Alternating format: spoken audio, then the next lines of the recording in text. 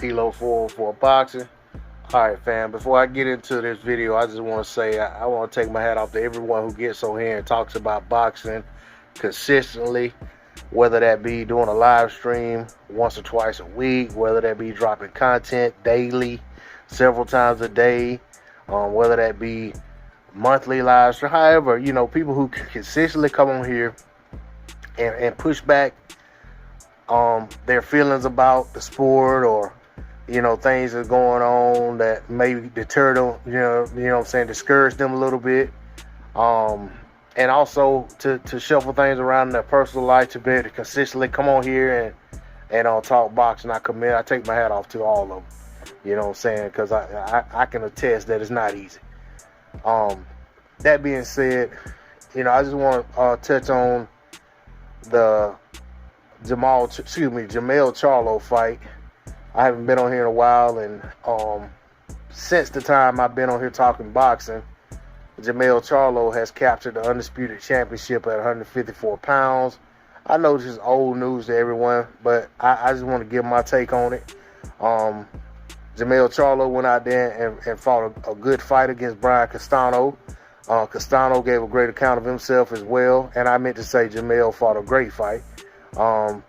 Castano gave a great account of himself as well, and at the end of the day, when it came down to executing game plans, Jermell seemed to execute his game plan to a higher level or higher standard, and he got the job done, getting the stoppage. Much respect to Jermell Charlo for a job well done. And to both guys, rematches aren't easy. You know what I'm saying, for any fighter. And, in my opinion, I feel like a lot of times you just never know what's going to happen, especially when it's a draw. Because you got two guys who felt like, if you listen to them, they both felt like they wanted to fight. So it's like, who's going to make the best adjustments to go in there and get the job done? And I can say that going into it, I felt like Jermell had the greatest margin of improvement, because I felt like in the first fight, he just didn't fight. He, in no way, shape, form, or fashion, did he fight the best fight he could fight. And I felt like his trainer could see things that he was doing wrong and was trying to guide him in the right direction, that he couldn't, for some reason, execute that in the ring, except for in brief spots here and there.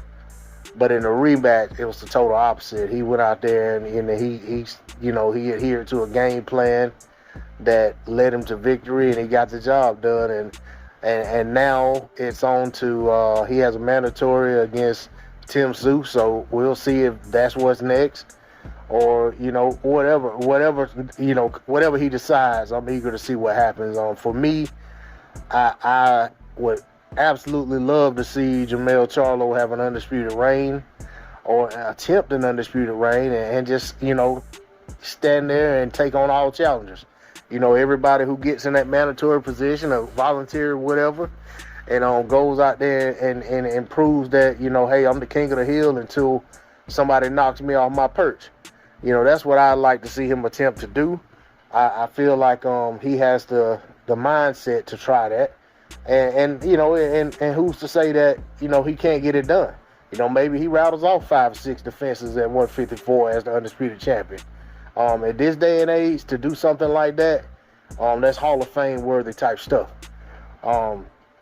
It's legendary type stuff for this day and age. For this era of boxing, it's kind of unheard of. But we'll see what happens. So a lot of times the sanctioning bodies don't play ball, and they don't allow these fighters to be as great as they can in terms of having the defenses and having the type of reign that they have put themselves in position to potentially have. But we'll see what happens. Once again, shout out to Jermell Charlo on a job well done, becoming the Undisputed Champion at 154 pounds, now being the sole champion, being the owner of the WBO, WBC, WBA, IBF, and the Ring Magazine title at 154 pounds.